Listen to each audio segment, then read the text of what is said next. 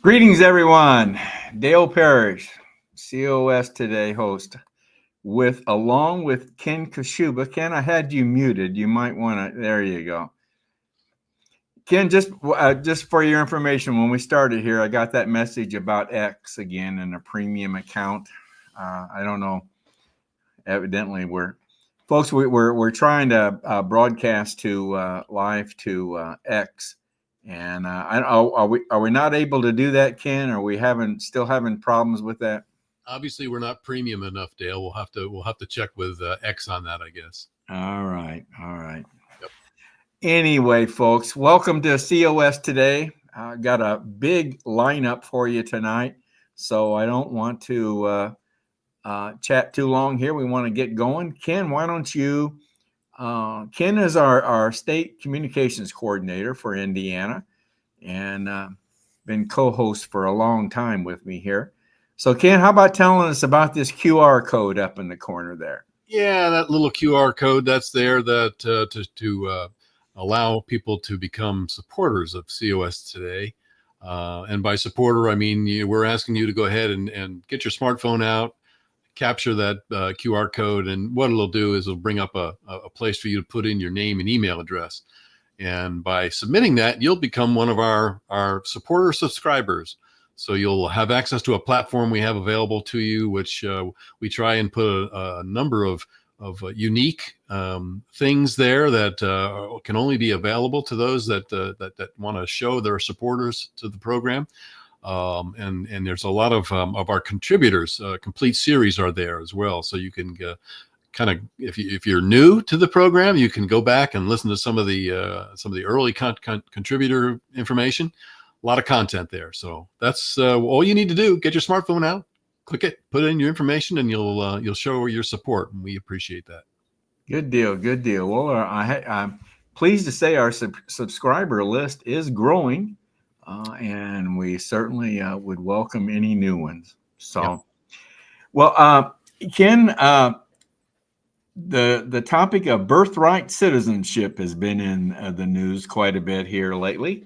Yes, it has. And we're fortunate in that we have one of our contributors, Gary Harbaugh, is a retired attorney. And we've promised not to hold that against him in any way. But so Gary provides us some legal insights from time to time. And I asked Gary to give us his legal opinion on the birthright citizenship issue as it's developed so far. And so I want to play a recording that Gary did for us on this topic. Then we've got another recording, a very short one, on a new contributor that we have to our program, David Punt from Minnesota. So anyway, let's listen to what Gary has to say here first, and then we'll be right back with you folks, okay? That's good. Yep.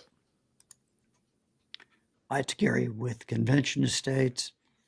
Recently, President Trump issued an executive order saying that the United States government will not recognize citizenship for people born here of illegal immigrant parents. And of course, this created a firestorm. His opponents say he's violating the Constitution. He can't do that. The 14th Amendment makes them citizens. I want to read a couple of pertinent parts of the 14th Amendment, and I want to read or talk about 3 Supreme Court cases that kind of gave rise to where we are today. Should be interesting. So 5 sections to the 14th Amendment. Section 1 says, all persons born or naturalized in the United States and subject to the jurisdiction thereof are citizens of the United States and the state wherein they reside.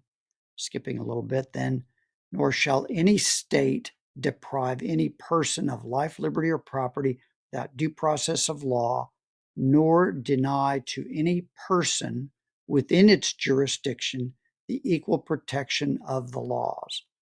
That's all from just Section 1 of the 14th Amendment. But that's all we really need to look at for now. 3 Supreme Court cases, 2 of them are very old. The first one is from 1884. This is Elk versus Wilkins. Elk was an American Indian living in Omaha, Nebraska.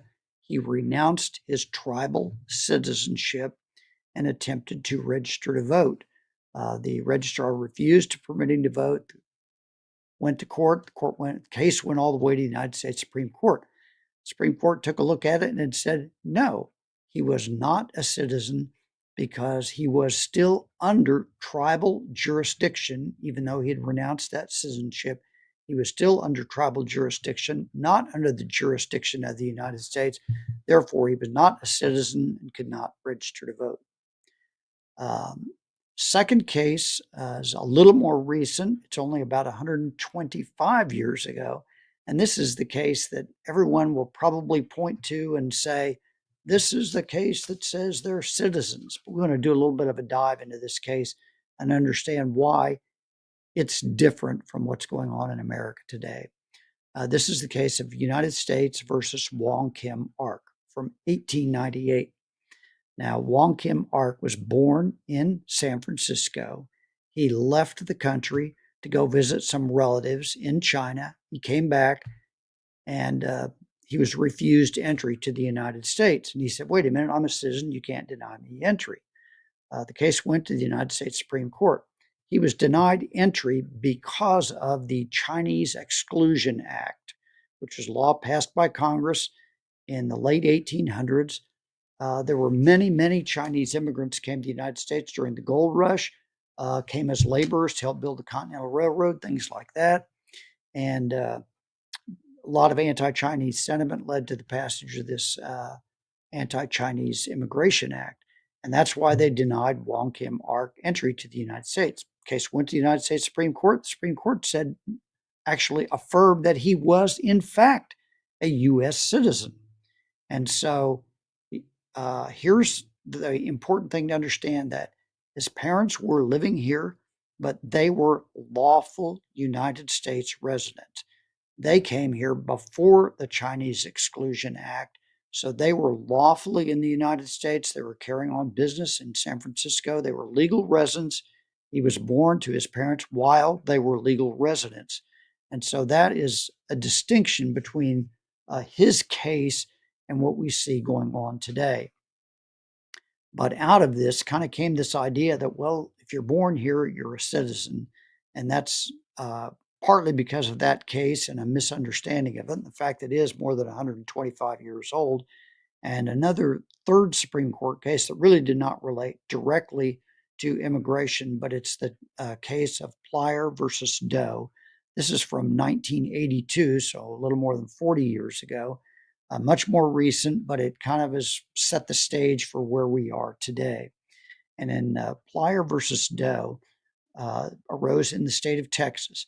Texas had passed a law saying that they were not going to provide funding to local school districts from the state for the payment for educating illegal immigrants. Most states, they allocate money to school districts based on the number of students.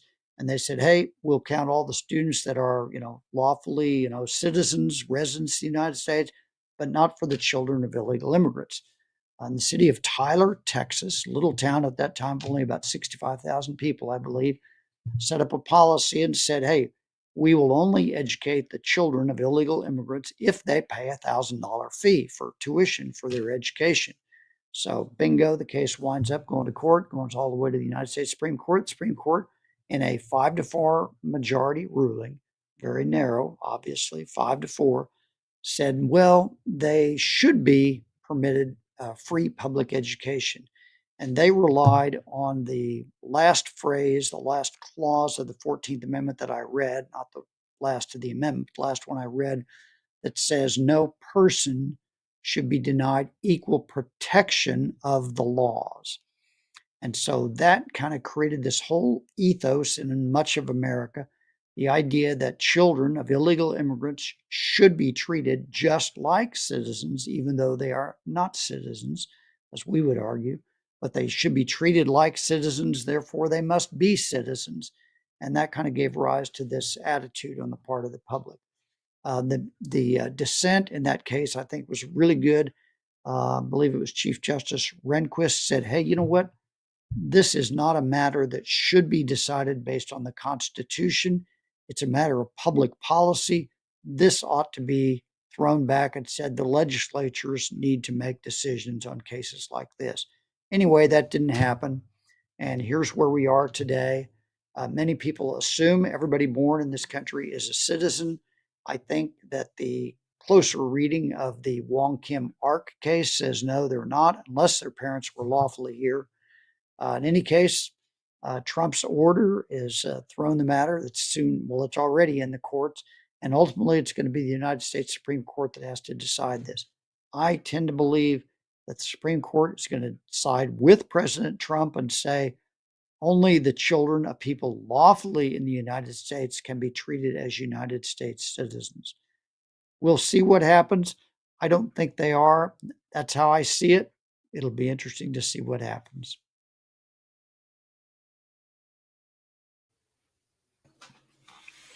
Good piece from Gary. That was excellent. Yeah, I think it's very good. I think I agree with him. I think it is going to end up in the Supreme Court, and I agree with Gary. I think they're going to rule that children of illegal immigrants are not citizens, and that seems logical to me. But now I don't know. What you got? Any different? You got a different opinion on that, or? No, I although from things that I've kind of read here and there and heard, I know that when this this goes way back, it was put in. It was originally drafted and put in regarding slaves, and that's kind of where it started, and so it had a different purpose when it was Right. originally put in. And I think it's just like anything else, as we move along, things are taken and stretched out and interpreted in different ways. And so I think, it'll come down to a Supreme Court decision. And, even if that happens, whether that keeps rioters and looting and from happening, we've all seen where that has gone. And, so it'll be interesting to see what happens. But I agree with Gary. Yeah. Yeah. Unless they turn it back over to the states. True. For that's a possibility. True. Yeah. But I mean, if the Supreme Court doesn't rule on it, if they refuse to rule on it, or however they do that, then the only other thing is for another amendment to be proposed, which has to go through the ratification process and everything. So yeah. Anyway, well, let's like I said, we've got a new contributor, David Punt, out of Minnesota, and this is very much shorter, and we're gonna be featuring him quite often. He does a lot of these little short audio messages. Now this one you've kind of embellished with some pictures, but normally they're just going to be short audio. Yeah. And this is called Dave's Daily Dose. This is something that he does on a daily basis out of Minnesota, and he's going to copy us on his audios as podcasts, and we'll be bringing these from time to time. And he also generated one on Birthright Citizenship. So I thought we'd just go ahead and take a listen to that one, this one tonight. All right. Sounds good.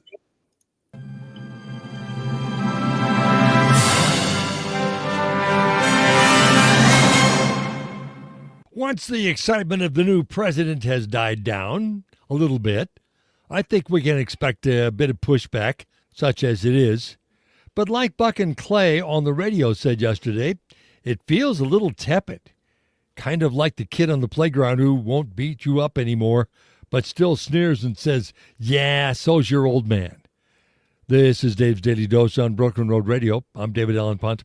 Alan Dershowitz offers a piece in this morning's Daily Caller challenging the notion that Mr. Trump can simply wave his magic executive order pen and make birthright citizenship go away. Dershowitz quibbles about the key phrase, subject to the jurisdiction thereof, and says he's not sure what that means, mostly because the Constitution doesn't define exactly what that is. I'm convinced that the phrase applies to the kiddo's parents, even if they aren't subject to the jurisdiction, or they owe allegiance to some other country and haven't become citizens themselves. Therefore, the kiddo isn't either. Even the 14th Amendment doesn't suggest that foreign parents visiting the country who happen to birth a kid somehow become citizens themselves. The 14th was one of the first amendments written and suggested after the original 10, the Bill of Rights. Maybe amendment writers hadn't got the hang of it yet, and while the first 10 are pretty explicit, the ones afterward contain territory ripe for interpretation by a Supreme Court. That's what they do, you know. In my mind, the folks the amendment applied to originally already lived here. The National Archives page says the amendment refers specifically to former enslaved peoples, which wouldn't apply all that well for someone from Tijuana. The Dred Scott decision was issued 9 years before Congress wrote and passed the 14th Amendment, mentioning specifically Dred and Harriet Scott and their pursuit of freedom. The authors of the 14th, Congressman John Bingham of Ohio and Michigan Senator Jacob Howard, were more intent on extending the Bill of Rights, restrictions on the federal government, into the states, but there is still legal action over individual rights within state boundaries. Trump talked about doing away with birthright citizenship in his first term, but didn't pull the trigger until his second. 14 Democrat attorneys general and the ACLU have promised to sue. I'm thinking that was Trump's plan all along, to get the Supreme Court involved. Good. The 14th Amendment needs some clarification. I'm David Allen Punt.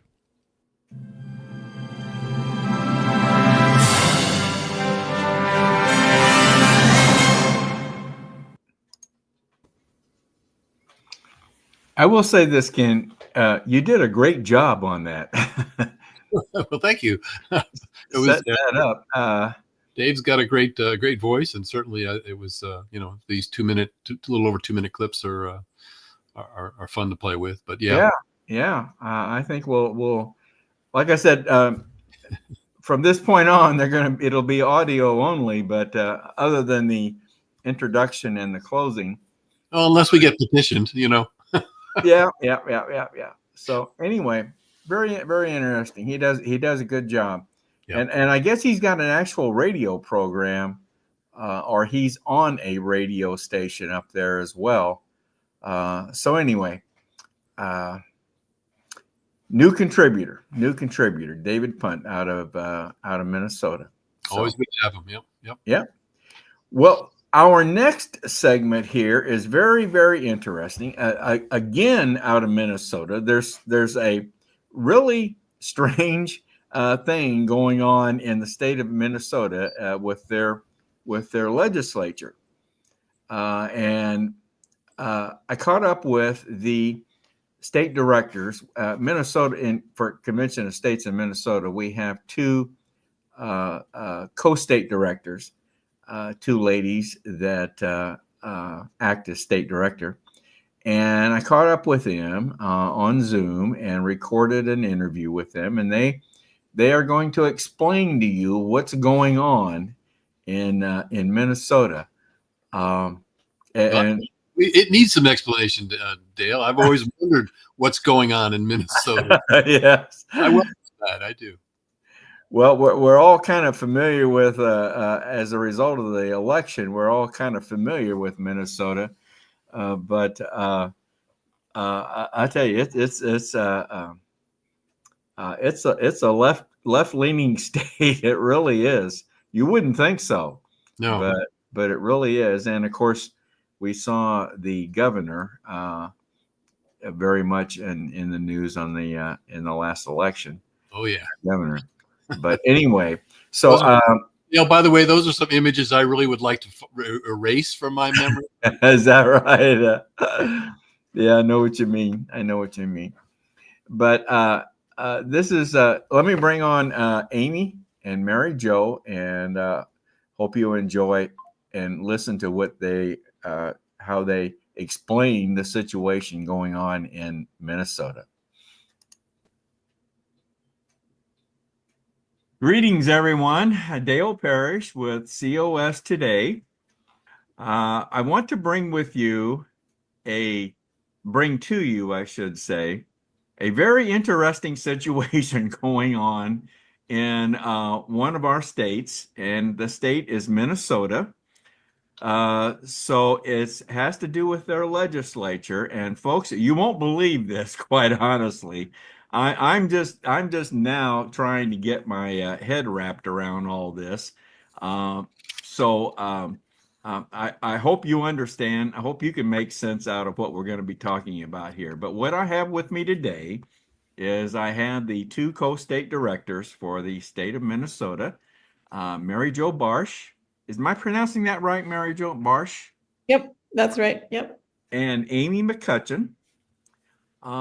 We've had, if you all maybe should remember, I guess, that some time ago, I had these two ladies on COS Today as guests. And they told me at that time that I wouldn't believe this, but that Minnesota was the California of the Midwest. And talking about how liberal the state is. And of course, I took their word for it. Didn't know what to believe or not.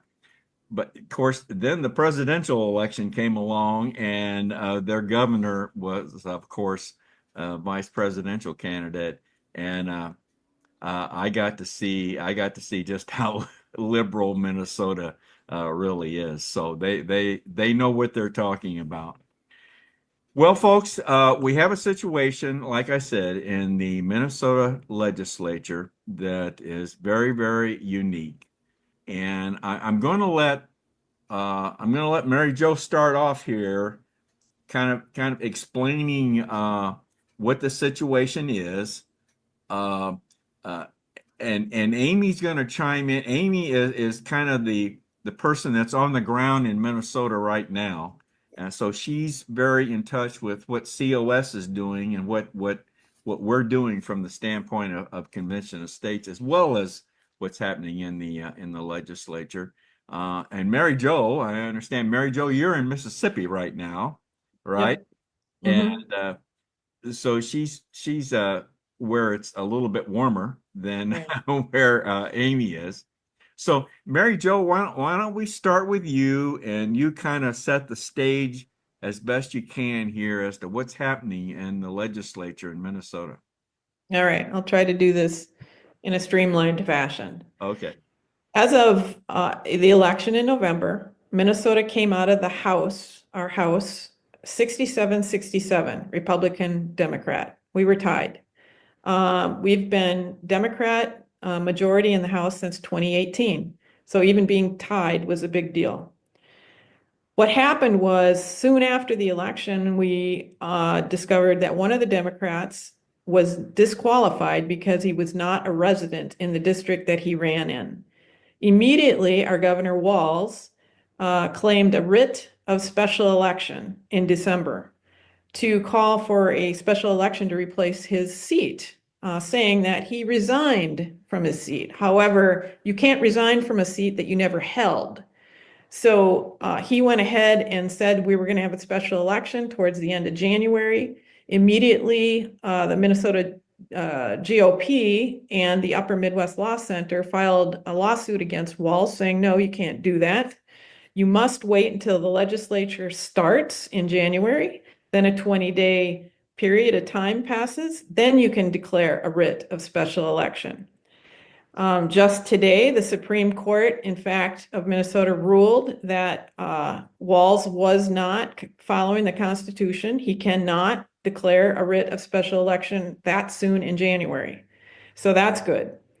In the meantime, the Democrats decided they were going to boycott the legislature because the Republicans would not agree to a power sharing agreement, as if we were still 67-67, where all committees would have a Democrat and a Republican co-chairs essentially. Now you've told me that they've never had a sharing situation in the house before, right? Not that I'm aware of.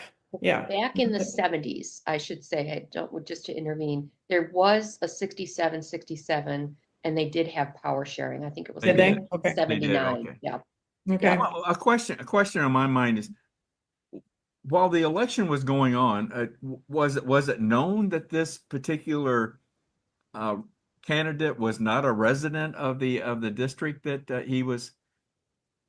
Well, from what I've been reading, we had a person already filed to run in that seat, which again was not a resident in the district. Oh, really? But what I understood in reading those articles is that, yes, then the Democrats in fact knew he wasn't a resident. But there was tons of evidence that was being gathered. I think the Republicans in that area, they knew something was up, so they were collecting video evidence and so the evidence was overwhelming, All right. right? All right. Okay. So, so anyway, what happened then was the Democrats this last Tuesday, that was the beginning of our legislature. The Democrats are boycotting. They're not showing up. In the meantime, the weekend before the session was supposed to start, they had a secretive meeting where they were sworn in by the Secretary of State. Nobody knew about that because they want to collect their pay, even though they're not going to show up. So now it's been it's been 1, 2, 3, 4 days. They have not shown up this week. So the Minnesota GOP is beginning to go ahead with a recall on all those Democrats, going back to their districts, collecting the signatures and working towards a recall on them. In the meantime, the Republicans did go ahead that day on Tuesday at the beginning, the first day of the legislature. They did go ahead, they elected a Republican Speaker of the House as if they do in fact have a 67-66 majority. And they are going ahead with all their committees and meetings and such, and they're operating as normal. You mentioned this secret meeting, and no one knew about this. I mean, I know No. you've told me even the media. So the media didn't even point this out or make this known? No, Really? no, it was a secret meeting.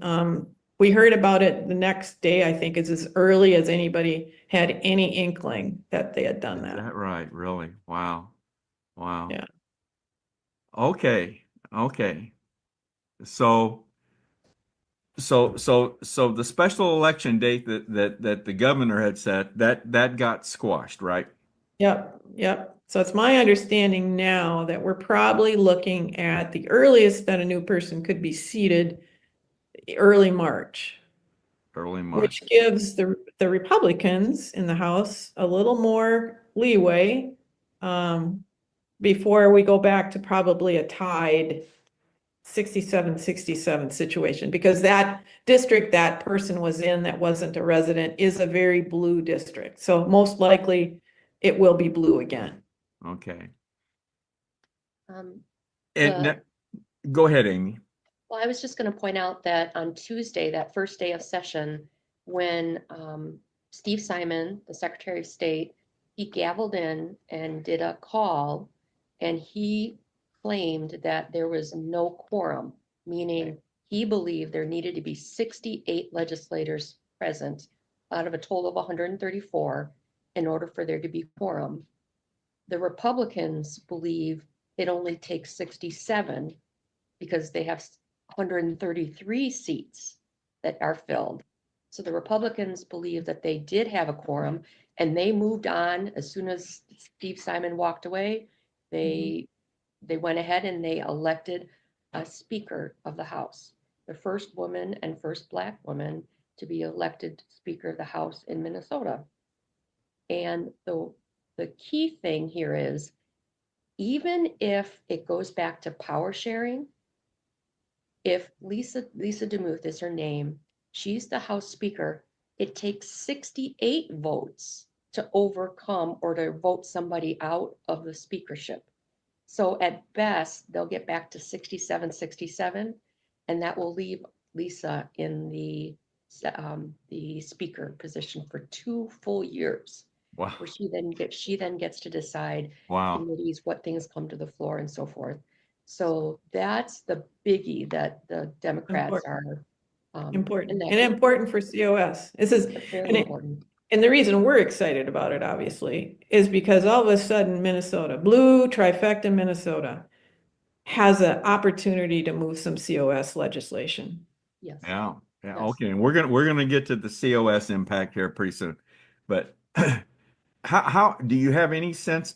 Have the recalls really been initiated, or has that just been decided to do, or So I was on a call with the Min GOP here a week ago, and I first heard about their plans, that if the Democrats stayed away for 3 days, then they could go ahead and start the initiation of the recall. I did go back and follow up a bit. Amy, it does only take 25 signatures to get the recall going in those districts, each district, 25, really yeah, only 25 signatures? to get it going, Get it right? going. Yes. Get it going. So where we're at right now, the latest that I've received from the Min GOP is that they haven't pulled the trigger yet on going forward. I think Monday is when they're going to decide whether they're going to go forward. And then all of the county Republican parties that are in those districts that are in the DFL districts, right? They're going to call upon their Republican party groups to help them collect those signatures. And that's how they're going to start to do this. Okay. All right. All right. All right. Now, Amy, is COS playing any role in this so far? So far, yes, we've made sure that we've stayed into close contact with our supporters, and they've kept us apprised of things as well. So that really goes to the work that we've done as a team in making our presence known at the Capitol. We had already, before all of these issues came up, had planned on having more of a presence throughout the whole session. So we have a luncheon scheduled starting this next Tuesday and for 3 weeks after that. That is a very good thing because the Democrats won't be there. The Republicans will be flying high. They'll probably come into our luncheon and we'll have a great session there.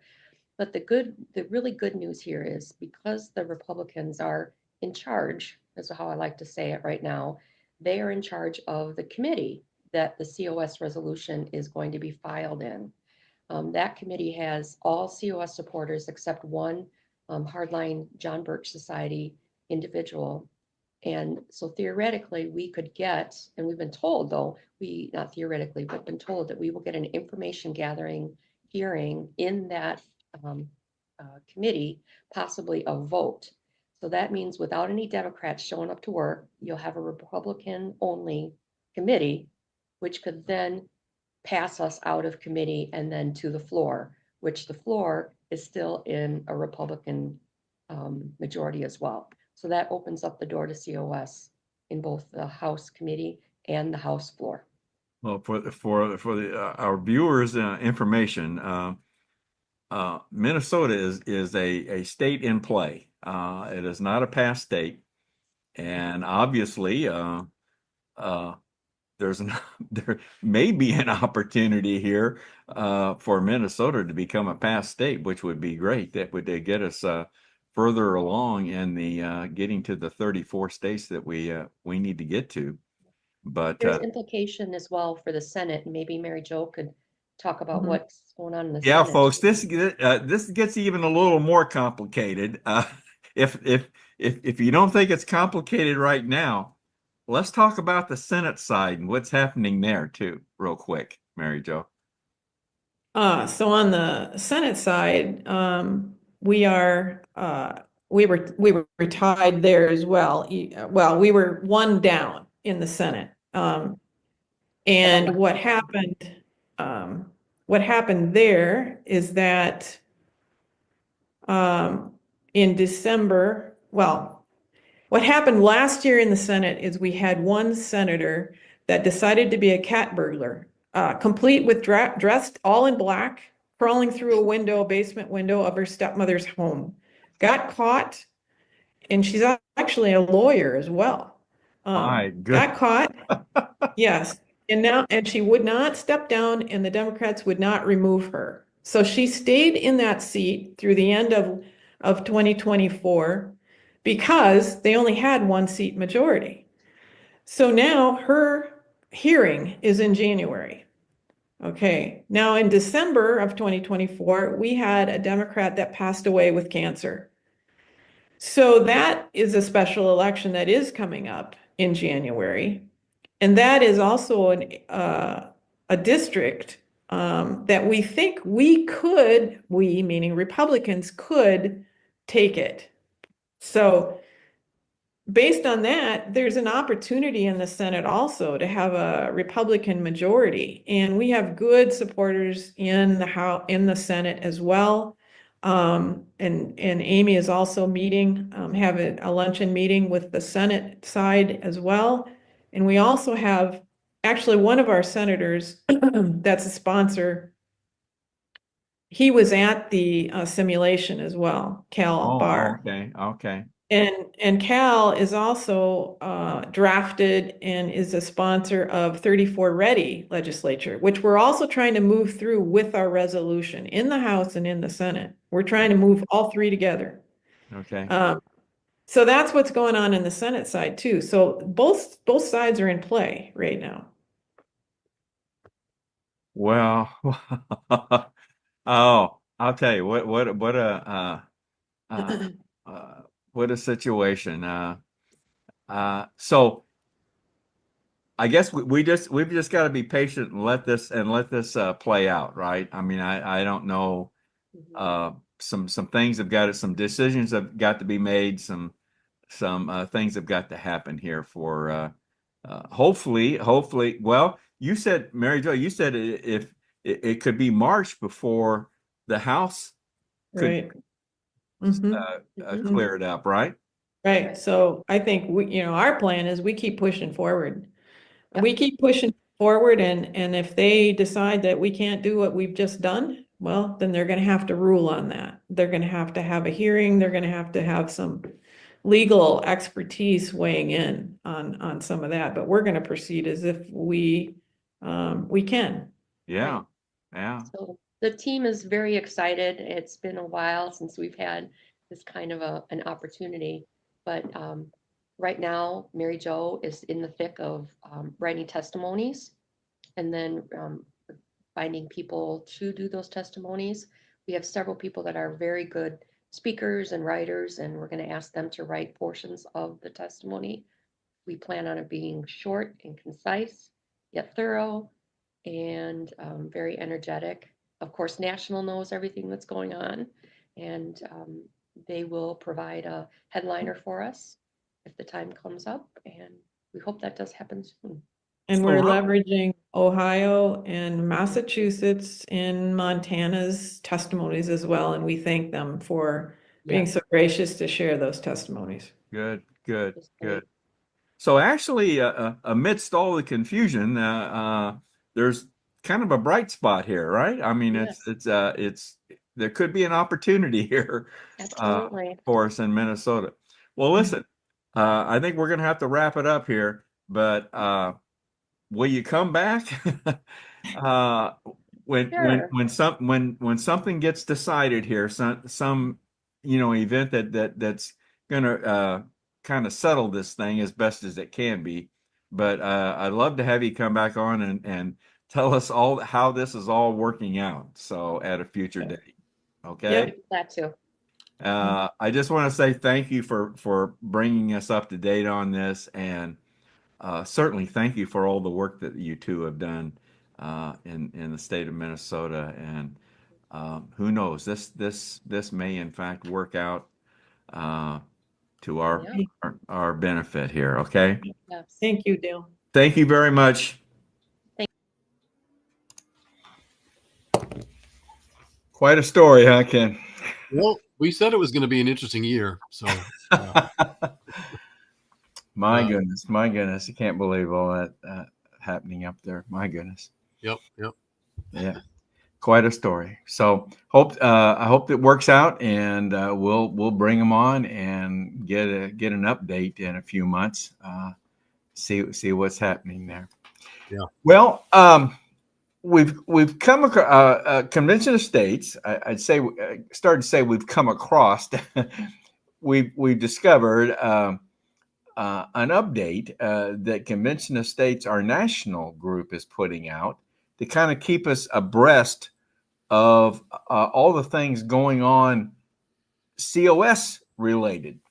As you know, folks, we've got 19 states officially that have signed on the resolution to calling for a convention of states. We got to get to 34, and we're in the time of the year now where many legislatures are starting up for their 2025 legislative session.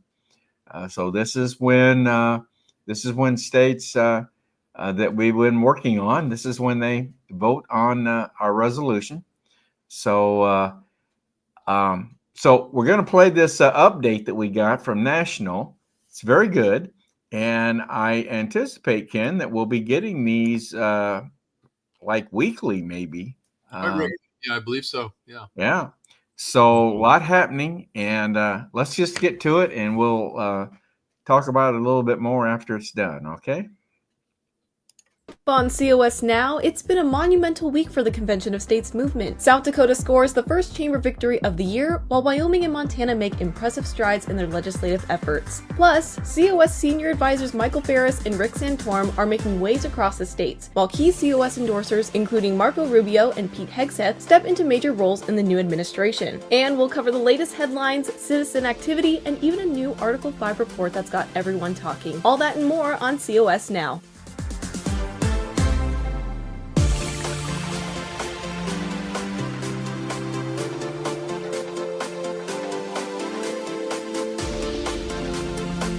What do we want? When do we want it?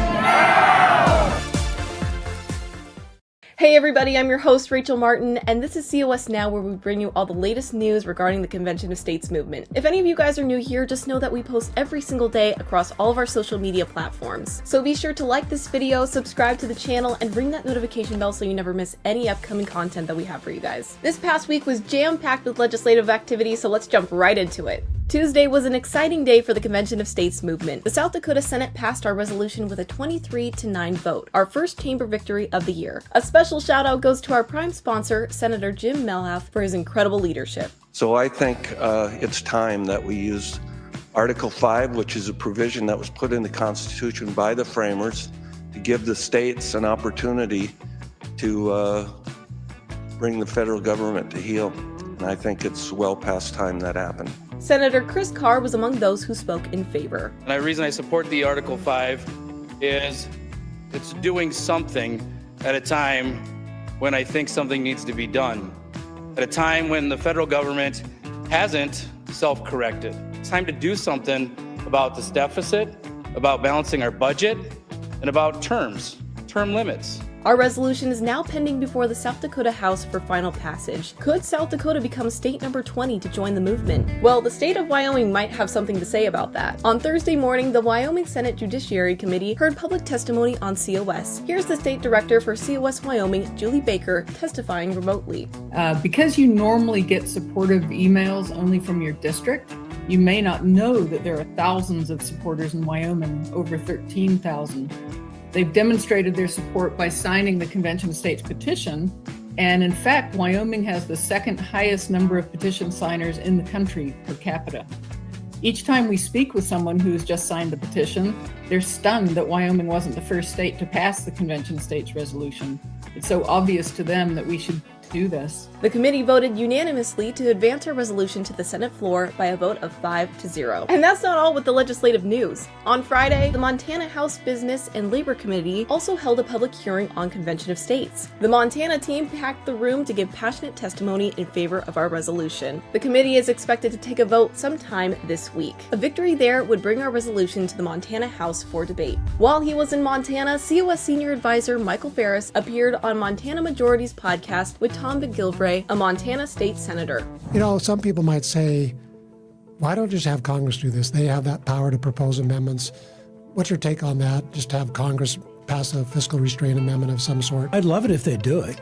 They won't do it. Yeah. And the reason they won't do it is human nature. They will never restrict their own power. You just can't get, and because it's 2/3 majority in both houses, there's occasional winds that would blow through. You might get a simple majority on one of those ideas. You can't get a 2/3 majority. It just will not happen. Meanwhile, in Wyoming, Rick Santorum, who serves as COS Action's other senior advisor, was given the honor of addressing the state Senate. I've been very engaged in politics now for almost the past 35 years, and at the national level.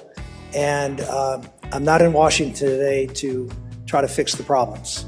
I'm here because I've decided that that's really not going to be where the problems are going to be solved in this country. They're going to be solved here. Our resolution is pending action before the Wyoming legislature. Other states where COS is now active this year include Kansas, Minnesota, Nevada, New Hampshire, New Jersey, and Rhode Island, with several more expected to be in the mix. With a unanimous vote last week, Marco Rubio was the first COS endorser to be confirmed as a member in the presidential cabinet. There's a couple things we need in this country. We need term limits, and we need a balanced budget amendment, and Congress is never going to do that for us. That's why I support an Article 5 Convention of the States. And after thousands of you contacted your U.S. senators, COS champion Pete Hegseth was also confirmed to be the nation's Secretary of Defense. The decisive vote was cast by another COS supporter, Vice President J.D. Vance. Please encourage your U.S. senator to confirm other endorsers of COS, including Brooke Rollins for Secretary of Agriculture and Mike Huckabee for Ambassador to Israel. And that brings us to the final 5 highlights. Article 5 scholar Robert G. Nadelson has published a report unveiling more evidence that the founding generation referred to the Article 5 convention process as a convention of states. You can read more at conventionofstates.com/blog. The Colorado team published a report on their recent Capitol Day in which they visited all 100 legislative offices. The leftist Daily Kos published a hit piece against COS action, a clear sign that we're above the target. COS continues to grab headlines in local publications, including these stories in Nebraska, Wyoming, South Dakota, and Michigan. Here are some recent photo submissions showing citizen activity at COS events across the country, including Indiana, Nebraska, Ohio, Wyoming, South Dakota, and Pennsylvania.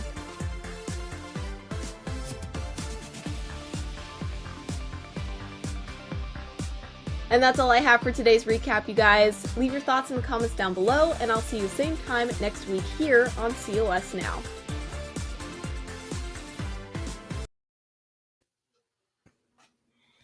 All right, good update. Good update. I think from what I understand, there we're going to get one of those every week. I think so. I believe so. I mean, at this point, I think she said she posts daily. I'm not sure whether she does a COS Now daily, but yeah, at least Yeah, weekly. Yeah. I think she was just talking about posting to social media platforms. I think the COS Now is, I understood it to be weekly. So yeah. Anyway, great update. We'll include those as they come out, and so that kind of keeps everybody up to date on a national basis as to how we stack up. So good deal. All right, Ken, let's start wrapping up here, and let's talk about what's coming up on our next COS today on February 10th. I hope to have something about some of the J6ers and what's been going on with them. And as we all know, President Trump signed the pardons, and but there's still more to be told. More about the story to be told there, and of course we'll have COS basics, and probably also have another Dave's Daily Dose. So we're still working on more and more content for these upcoming broadcasts. Speaking of upcoming broadcasts, our next roundtable scheduled for February 24th. We haven't got a topic quite yet. Quite honestly, there's so much going on. You know, we you know what we need to do, Dale? We need to get a big wheel and just spin the wheel and see what topic. That's an idea. That's an idea. I know John Ackerman heads this up for us, the roundtable, and he told me, he said, "What should we focus on?" You know, he sent me an email. He says, "I don't know what's going. There's so much going on." Yeah. So he's holding off to kind of see what comes to what seems pertinent to him to address. So hanging on the tail of the tiger at this point, I think. Yeah, I'm sure it'll be something very interesting. Something very interesting. So that's what's coming up as far as broadcast in the near future. If you're a viewer this evening and you have a question or comment about our broadcast this evening, feel free to drop us an email at raiseyourvoicecos@gmail.com. That's raiseyourvoicecos@gmail.com. So, Ken, let's get into then our final segment here, which is our COS basics. This is with a series that John Ackerman has done for many weeks, and we always like to he picks out one of the basics about COS, and we like to focus on that. So let's play this one. This is another part regarding the COS core values, and we'll come back to you after this is over, Ken, before we wrap up with the very final message from Maringo Mike. Okay? Sure enough. Okay, here we go.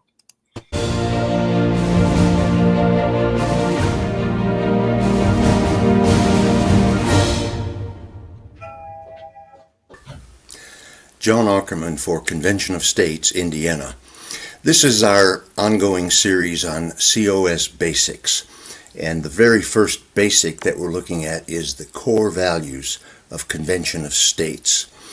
Our first core value was to preserve constitutional originalism, and now we take a look at our second core value, which is to foster responsible self-governance. Responsible self-governance. Nobody likes to be bossed around. Nobody likes to be ordered what to do. We are Americans, and we like freedom. We want free choice. We want to make our own decisions about things. But the flip side of that is that every choice, every decision we make has consequences.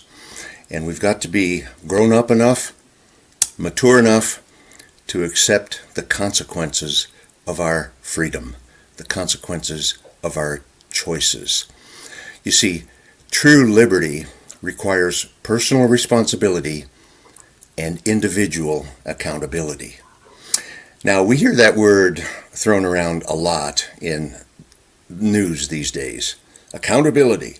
I'm going to hold whoever is responsible accountable for this action. And I often wonder, what does it mean to hold somebody accountable? Well, speaking just for myself here, I think the best accountability is self-accountability. I have tried to practice that, probably not perfectly, but I've tried to practice that for many decades now. When I mess up, I feel morally compelled to fess up, to admit my error, to admit my mistake, to hold myself accountable, to make amends if amends can be made and if they are to be made, and to correct the mistake, and to learn from it, and to go on from there.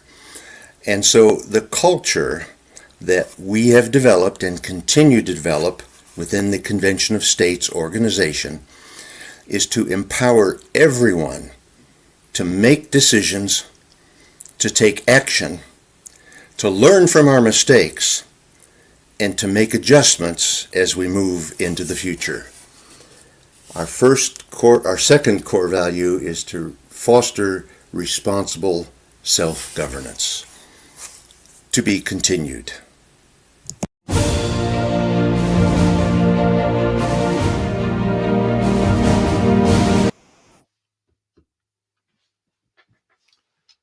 Yeah, you're muted, Dale, so I'll go Yeah, ahead. I'm gonna unmute myself. Mute Brian there. Yeah.